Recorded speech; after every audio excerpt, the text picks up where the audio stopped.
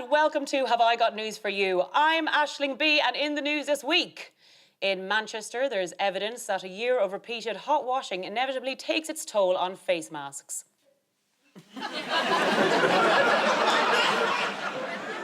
With Prince Andrew in hiding and forced to order his meals from his local takeaway, word spreads that he's allergic to coriander.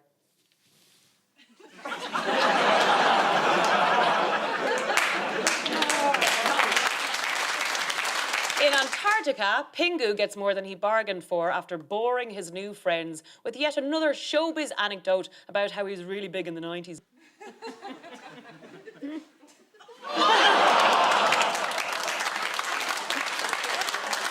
And Pedigree Chum recalls tins of its new dog food after discovering that some of them contained minute traces of cocaine.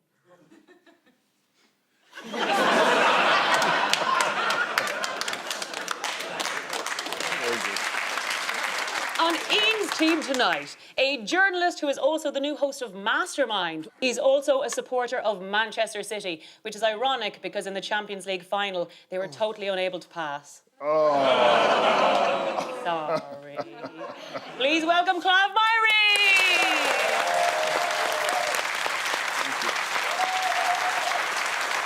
And with Paul tonight is a comedian and a writer who says she finds people who text her too much really irritating. I mean, I was only asking if you wanted to go for a drink after the show or something. Just a bit, I don't know, passive-aggressive to do it this way, but please welcome to the show a woman I thought was my best friend, Roisin Conaty!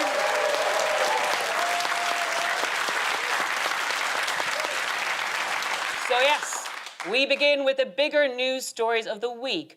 Paul and Roisin, have a look at this. That's Boris, and but I don't know who she is. Carrie. Who? Carrie. Oh, they come and go, don't they? That's Westminster Cathedral, and there's somebody wearing a big hat. Yeah, so Boris got married secretly on Saturday, and everybody's very happy for them. Whoever they may be.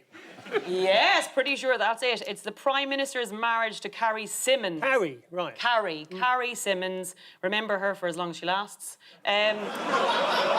Yes, they had the reception out in the grounds of number 10, although as someone pointed out, I can't believe they double booked the number 10 Rose Garden for the photos. Boris is giving her the sort of look there as if he's desperately trying to memorise her face. A lot of people say I look like Carrie, and then a lot of people say I look like Boris, it seems. Someone on Facebook, if you combine their faces together, it looks more like me than either of them. I actually think, because I think we have the photo, so this is what someone on Twitter did. My family members texting me that. The ceremony was in Westminster Cathedral. How come twice-divorced Boris was allowed to get married there, given the Catholic Church doesn't actually allow divorcees to remarry in a church? It's a very, very good question. And raised a lot of consternation among Catholics and some clergy as well. Indeed, one father said there clearly is one canon law for the rich and one for the poor. It's a technicality, and obviously the country were amazed that Boris should be failing to obey the rules in terms of his marriage as well as everything else. Apparently, this particular version of Catholicism means that if you've got married as a Catholic before, you're married. If you've got married in the C of E before, you're not married. So Boris came fresh to the altar. And she hasn't been married before. And so she could wear white, he could turn up, and people could say, doesn't the father of the bride look lovely?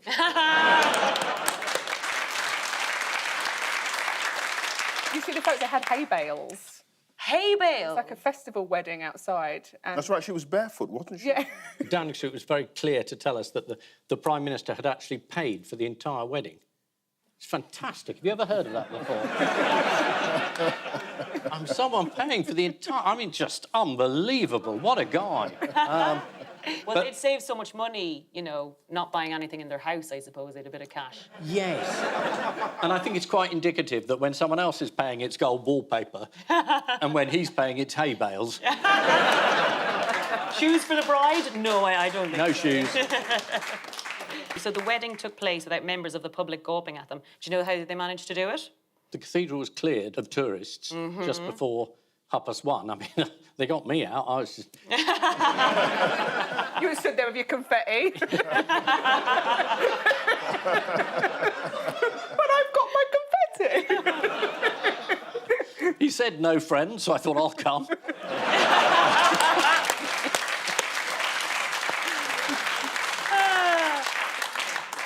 But you know what they told the people and the staff who were in the church? So they ushered them out by telling them that the building was under lockdown. So, as if, yeah, I know. And then, according The first lockdown that Boris has been on time with. getting out of it. True. But yes, many staff and clergy were unaware of what was going on. That's an automated response there from the church. Have you ever heard one? Unaware something was going on. Where are your father? Interesting. So yes, Carrie hired her wedding dress for £45 actually. But what precaution did she take with it? She bought a backup dress, full price, 20 grand. She doesn't know who bought it. Oh! I know this, amazingly. Ah. Clive, surely you know this. In order to fool all the journalists who'd be trying to work out desperately when they were getting married, she ordered 4 dresses from the shop. She tried to borrow 4 dresses. There was a casual one, there was a scary one, there was a... Well, you're mixing up with the Spice Girls. Anyway, she ordered 4, and one of them was white wedding, so that no one could think, I know what she's up to. Ah, clever.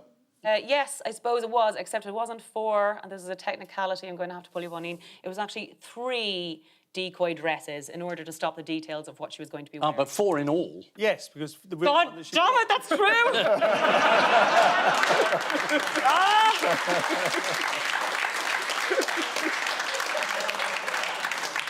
There's a lot of catching up and maths to do this year, I know. I'm dressed like Harold Vorderman, but I haven't brought everything else with me, unfortunately. Who provided the music for the Hay Bale Festival wedding? I think it was a folk band called the Fiddlers. It's Yes. pathetic how much I know. True, Ian. Oh, well... I mean, you would think the Roman Catholic Church would know better. So you were almost right. The band is actually called Fiddlin' About. Worse. Yes. What was the other good news for Boris Johnson recently? Well, there was no one at the back shouting, it should have been me. I mean, Jennifer Curry didn't turn up in full flag outfit. Oh, you're talking about him not breaking the ministerial code? Yeah. Oh, yeah. Yes, He yes. was allowed to... Yes, that's Yes. right. Lord Geit, the independent advisor on minister standards, he... You say that so straight-faced. I'm used to saying things straight-faced. He's been cleared in relation to the refurbishment of his lodgings in Downing Street. And the independent Lord Geit advisor, he basically said that he probably should have been a little bit more careful in understanding and knowing who was paying for the refurbishment of the flat before accepting that the flat was going to be refurbished. Yes, exactly. He was cleared of breaking the ministerial code by Lord Geit, and his lordship described the Prime Minister, he actually said he was unwise to have pursued with work without finding out how it was funded. How unwise. Yes, and then Conservative Party donor Lord Brownlow, there he is. That's just Boris with no hair. Why are they sharing a face? Well, you can talk. Ian!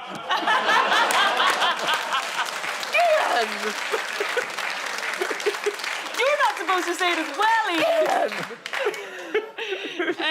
Yes, so Lord Brownlow had paid £58,000 of the total without telling Boris Johnson, who was unaware of what had happened. I mean, how do you not notice that someone's paid 58 grand of your decorating bill? Like, how does that happen? I think Boris is, at best, one of those people who were a terrible friend. Yes. At some point, this man was going to have to say to him, sort of like, I didn't get a thanks. Like, it's not a big deal, but I did pay for your flat. Like, and he's going to be like, did you? He's just walked through life being like, someone will get it. It's absolutely mad. Go to the toilet seat, I'm sure someone pick it up, someone pick it up.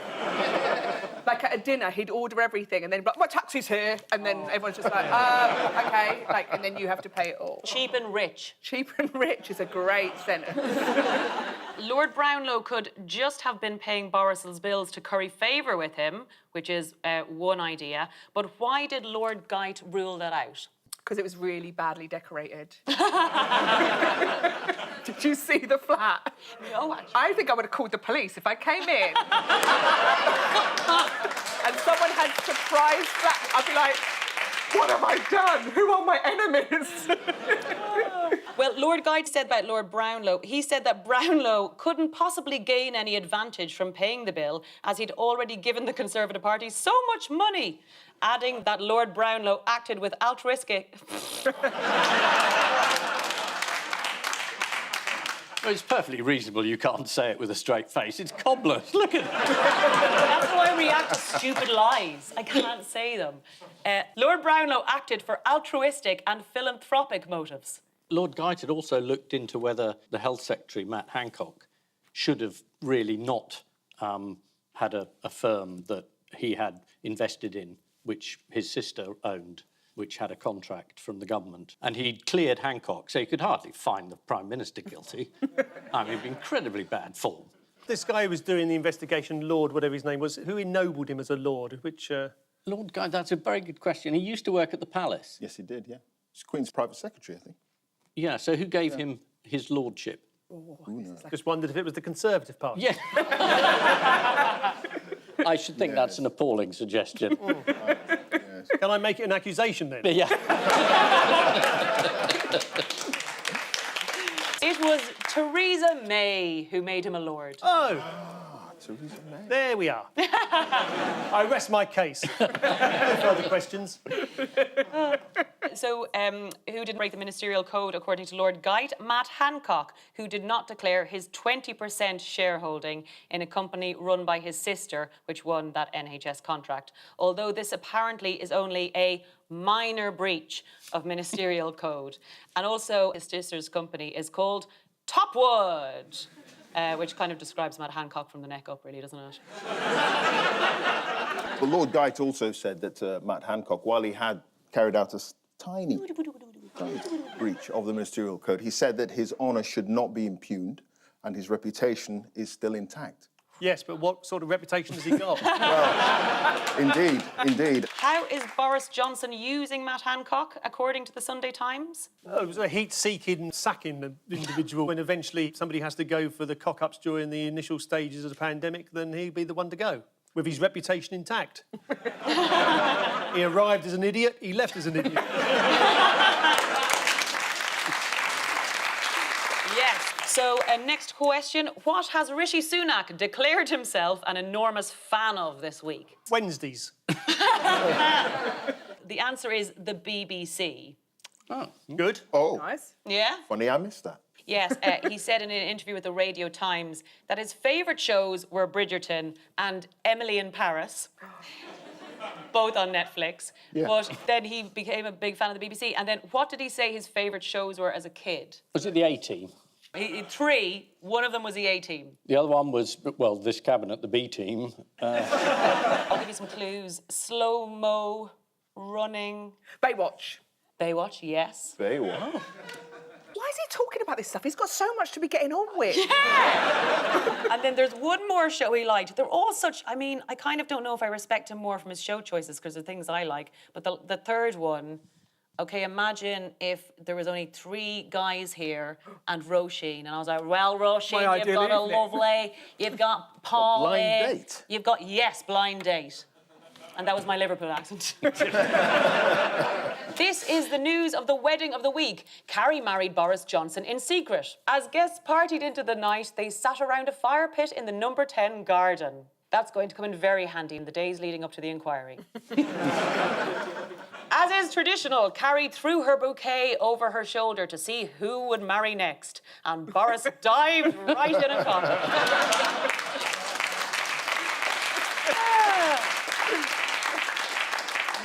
at the reception was provided by an acoustic trio, fiddling about. Boris has always been a big fan and likes the band too. Ian and Clive, take a look at this. Boris Bucket School.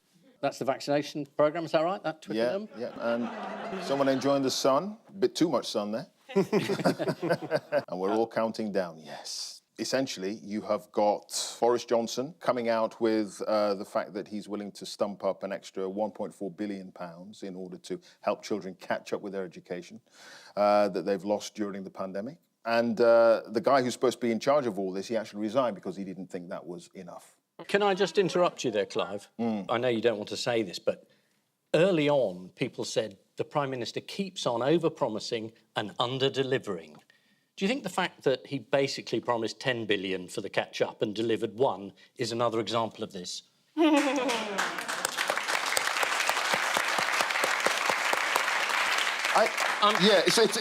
just saying, it's I've no a idea. legitimate question. I'm not entirely sure he did promise that, though. I think that's what his Tsar wanted. But he still didn't You think get he it. just didn't know? He just didn't give it to him. There was a definite feeling in the weeks leading up to this announcement that everyone said, you know, this is going to be a huge programme. It's going to take a lot of money. I'm sure you must have heard rumours, Clive. Potentially, yes. Clive has survived 30 years at the BBC. You're not going to get him like that. Exactly. You know, I've survived so many bullets, rockets coming, and I'm getting incoming from here. No, I'm just trying to get to the heart of this story. You're I'm enjoying this. yeah. Yes, so Kevin Collins is who you're talking about. He asked for £15 billion and also wanted to extend the school day over a period of 3 years to make up for lost time. But plans to inject up to £10 billion were actually being discussed as recently as last week. But Rishi Sunak rejected those plans. And then he told the press he enjoyed watching Bridgerton, probably to make everyone think he was human. A question for you all. How does £1.4 billion compare with other countries, what they were doing to help school recoveries? It's pretty low. It's not as much. Yeah. How much was track and trace again? About 36 billion. Just, you know, you just sort of think that maybe they're not good at... Just that seems like the maths are all off. And I think your maybe is really nice there, Roisin. I'll tell you now, according to the Institute for Fiscal Studies, the US government is providing extra education to the tune of £1,600 per pupil. That's in the US. In the Netherlands, they're providing £2,500 per pupil. And then in the UK, what they're donating works out as £50 per pupil. So I think we all know what accents are going to be on a lot of the mastermind contestants, maybe. About 20 years' time. Boris Johnson is under pressure to stick to the roadmap and lift all remaining COVID restrictions on June the 21st. Those in favour include former Conservative leader, now Sir, Paul, Ian Duncan Smith. So he's become a Sir. Has he? Yeah. Anyone hear what Sir Ian Duncan Smith had to say? No, but I mean, he was so useless as a Tory leader. He didn't even risk putting him in charge of an election. He just sort of like, he was just so useless. He came and went. Yeah. Pretty much. Ian Duncan Smith, 3 of them. As I used to say on this programme many years ago, Ian and Duncan Smith. So what did he have to say about lifting the COVID restrictions on June 21st? We've got to do it. It would be ridiculous not to. There's a big faction that says you just got to go ahead anyway. But they've been saying that consistently for years, and it hasn't always gone well. Yes. Well, he's worried that the government will backtrack. He said, they keep saying we're going to listen to the science, but they're not. They're listening to the scientists.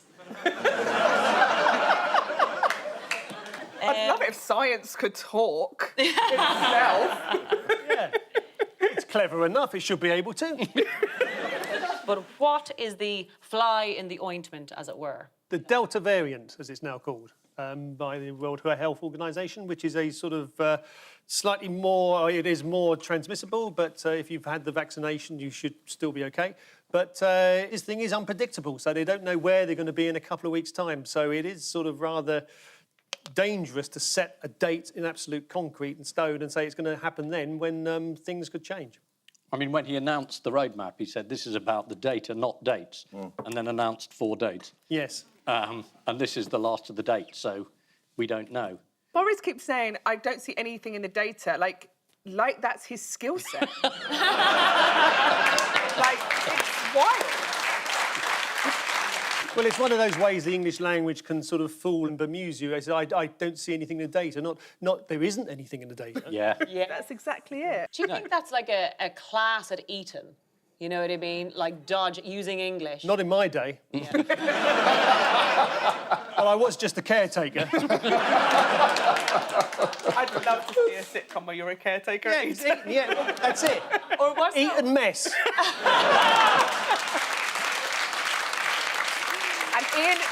And Ian is the principal, and you two have like a real like cigarette and sweeping chats about the world, but you can't really hang out in the real world because you're from different classes. It's set in the 50s. And for a laugh, we swap hats, and some new parents come round, and they think I'm the principal, and they think he's the caretaker, and off we run, 10-part series. I'm not against it at all. No. Yeah. I meet all the new mums. Hello, darling. The actual fly in the ointment is that the fear of the third wave with the Delta variant, which seems to spread up to 80% faster than the Alpha variant. Spikes in cases have been recorded in Leek, Bedford and Bolton, amongst other places. And experts are keeping a close eye on these areas. But according to a Professor Roland Cow of the University of Edinburgh, Bolton will be the petri dish for the country. I'm sure the people of Bolton are delighted about that. They can put their on their signs. Welcome to Bolton, the petri dish of the country. So, Clive, you are the new host of Mastermind, taking over this summer. Congratulations. But we actually thought that giving a nod to the format would just be a bit predictable and lazy. So, but we're going to do it anyway! Of course we don't have the budget. Hello, welcome to Have I Got News for You. Ian. What? Sorry, Ian. What is your specialist subject? What, generally? Yeah, just generally. For this evening, it's the life and lies of the Prime Minister. Well, that's good to know, but your question is based on the Greek alphabet. Oh, good. Which letter in now means either a very small amount or there's a new strain of virus in New York? Micron? No, it's actually iota. Roshi. Ooh, what's yours?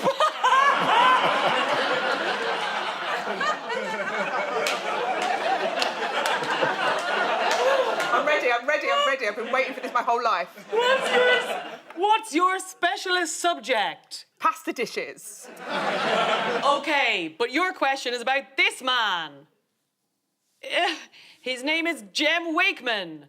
My question for you is, why is he disappointed? And why is death waiting for him up on the hillside?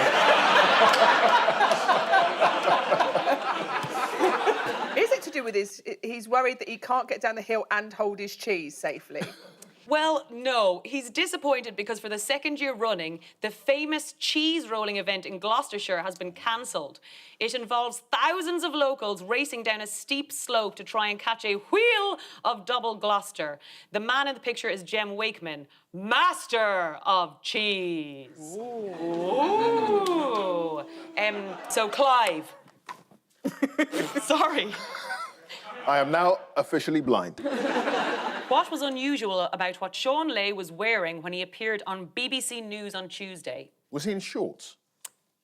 Yes, so let's have a look. There he is. It was very hot. And then, Paul. Yes.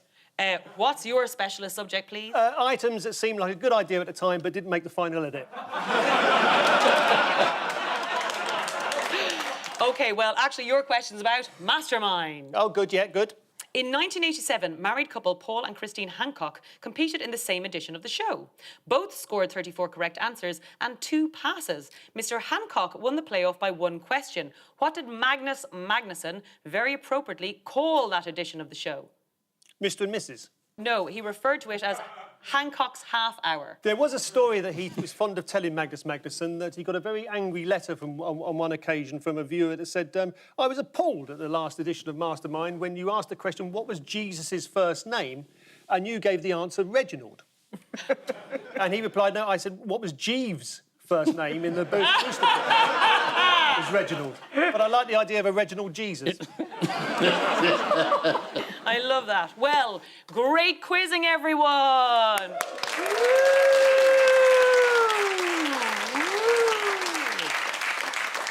It's good that you remember that because it won't be on television tomorrow night, so you'll...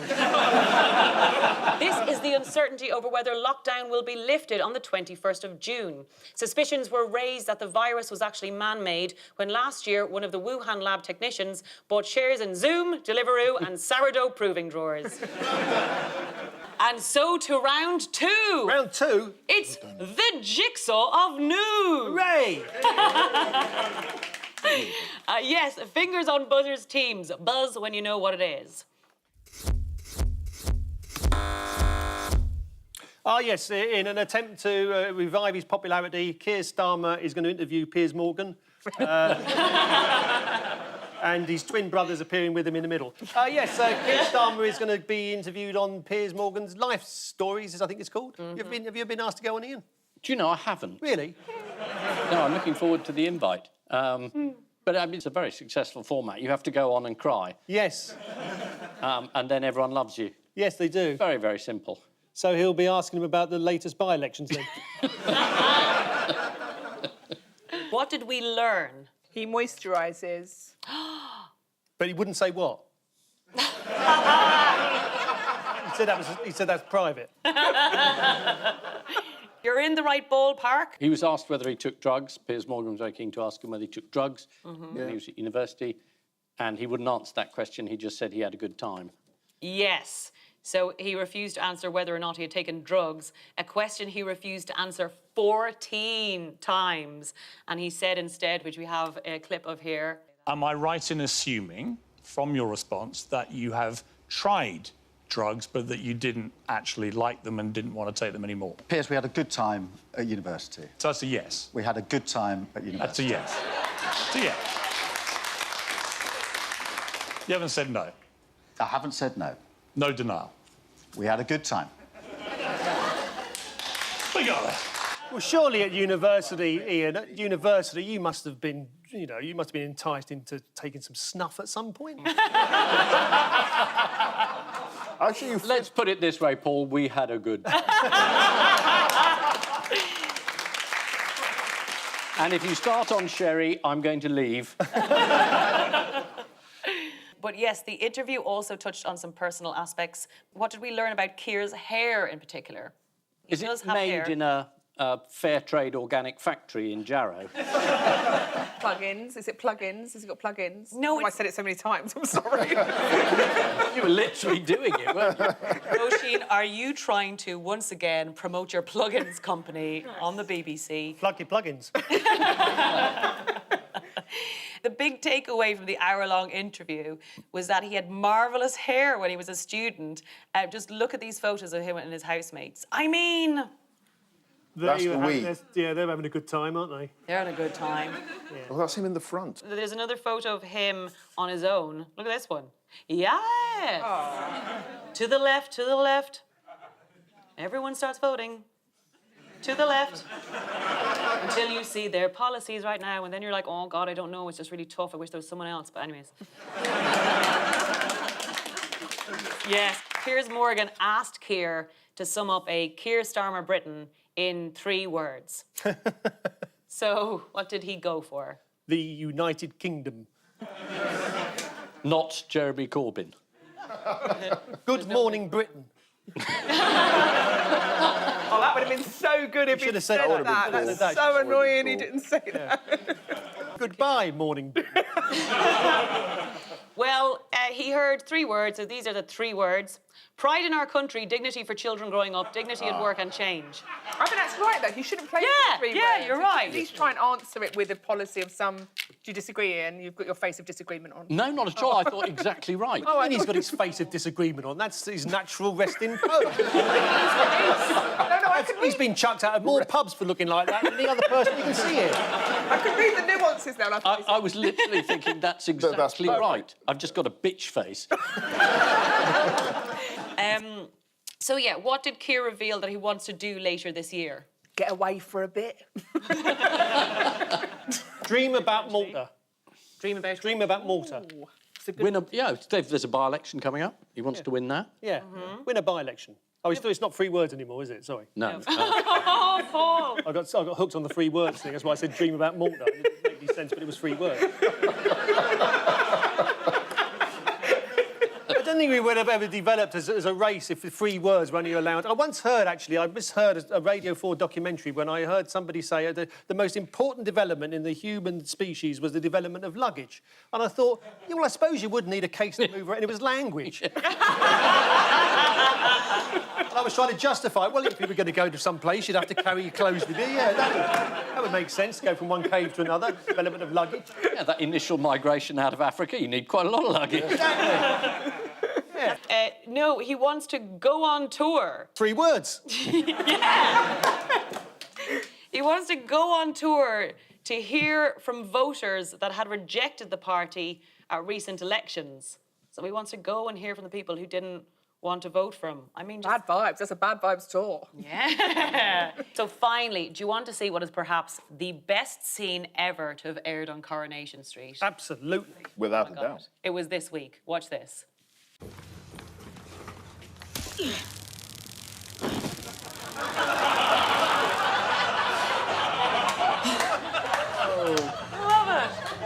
Perfect. Incredible scene. Did one woman fail the other woman on her MOT? The side in the distance. That was bad. And is it easy to acquire these tasers like that? Well, that's what I was kind of wondering. Just go into the Are you local looking to Aldi hit? and buy a Are you looking taser? to take out? Yeah. Steady. Well, I mean, Ian did advertise some on the shopping channel. Do you remember that? I did, yeah. Other tasers are available, but I did. I had a fantastically good version. It was called the Leave It Out taser. Leave it out. Yeah. Exactly. So yes, this is Keir Starmer's interview with Piers Morgan. After the interview, several viewers tweeted that Keir seemed like someone they could go for a pint with. I mean, yeah, but like only if your train was late and like even then maybe just a half or something like that. Fingers on buzzers, teams, please. It's Phil Collins from about 40 years ago, but why he's been in the news lately, I don't know. Is there something to do with his back catalogue or him wanting to tour or something? I mean, he's now an icon of 80s rockers who are now getting out and about again. So yes, well, this is the news that academics have identified the Phil Collins effect. Does anyone know what that is? With that album, Face Value, he became enormously popular. He'd been a member of Genesis, but he became a solo act. He was very popular for a long time, and then he sort of became a bit of for some reason, a bit naff. So presumably, that's what the Phil Collins effect is. But crucially, the Phil Collins effect is up at the end.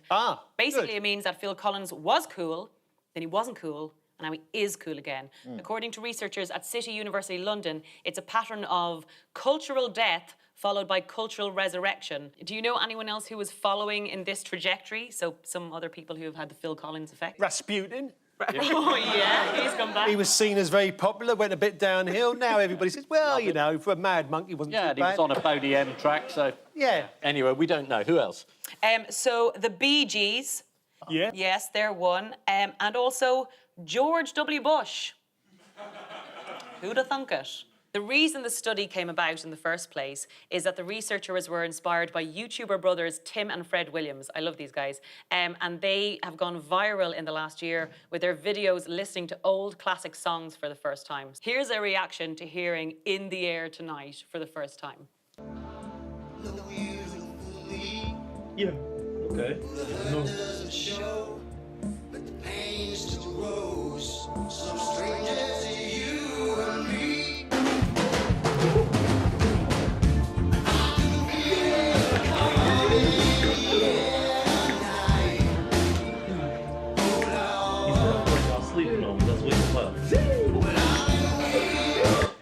He said, felt like y'all sleeping on me. Let's wake him up.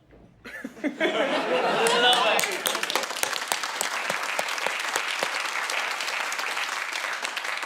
It's so great, and it's the length of the song as well. It really is like thick, like wait, hold, hold. Yeah, no, it's great. This is the resurgence in popularity of Phil Collins. Phil Collins is already very popular in Ireland. In fact, the new DUP leader, Edwin Poots, will only listen to Genesis.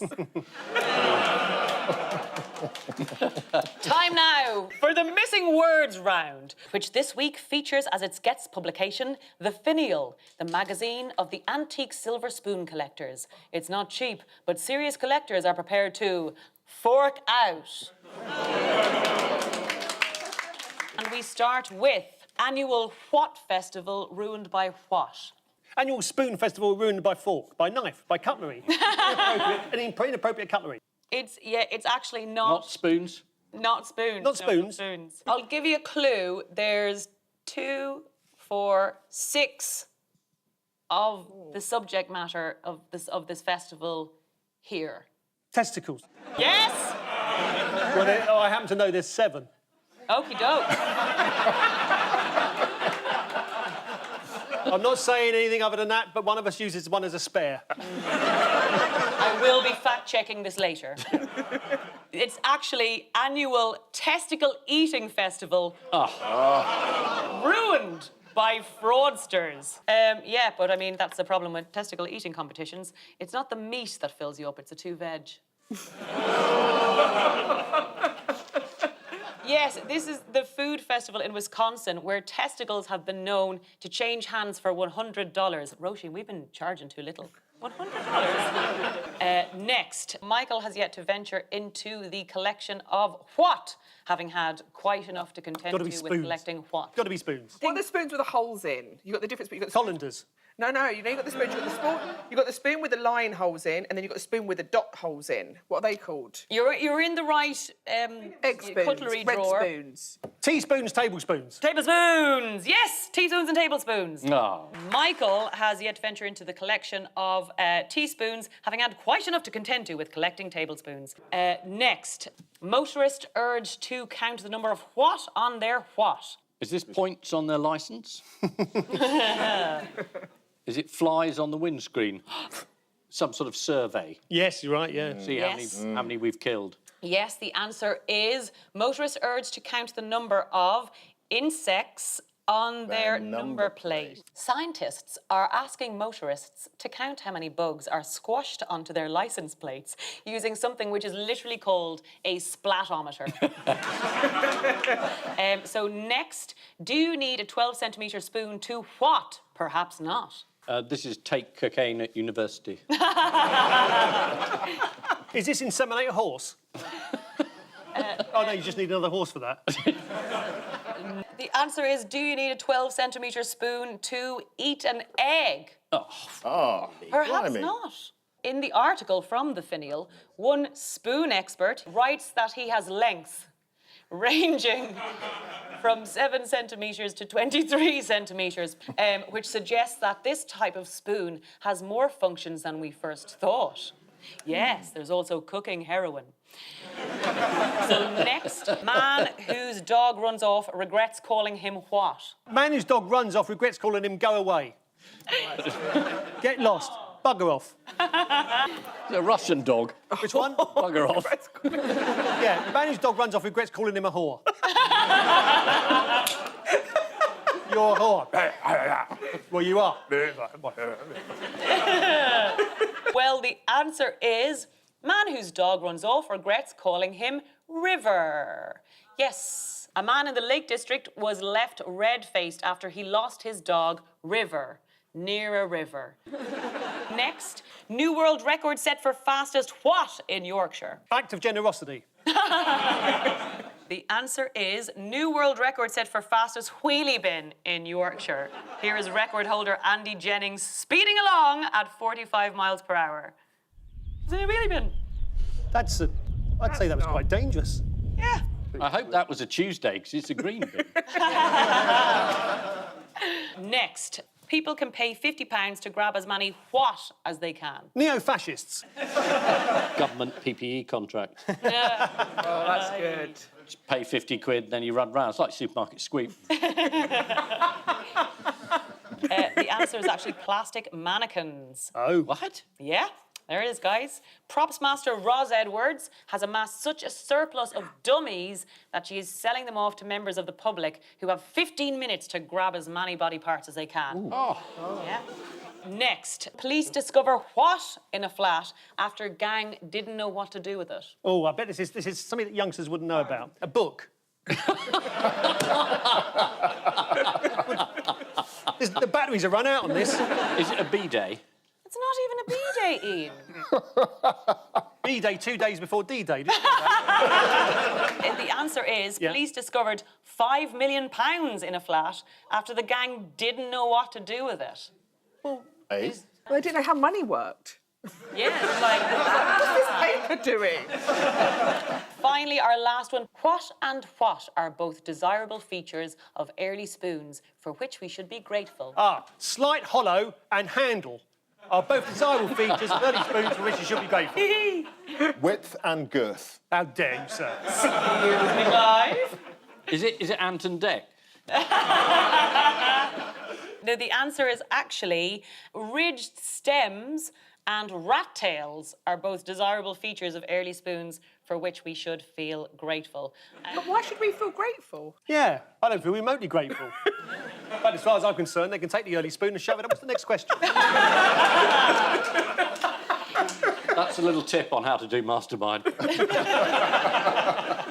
Thank you. No, it's a pleasure. I wonder, should I get my... I'm just thinking, if you use that light, they might have to use that bit from earlier, and they won't thank you for that. I really enjoy it. So the final scores are in, and Ian and Clive have 4 points, but Paul and Roisin have 5 points. No. Yes! Clapping yourself. And I leave you now with news that in central London, as a third wave threatens the nightclub industry, staff may be waiting in vain for the reopening of Stringfellows. In Pinewood, one career criminal is lucky to get away with just community service. And just outside Ullapool, an attempt to break the world record for longest-lasting Highland fling enters its 6th hour, and excitement is reaching fever pitch. Good night.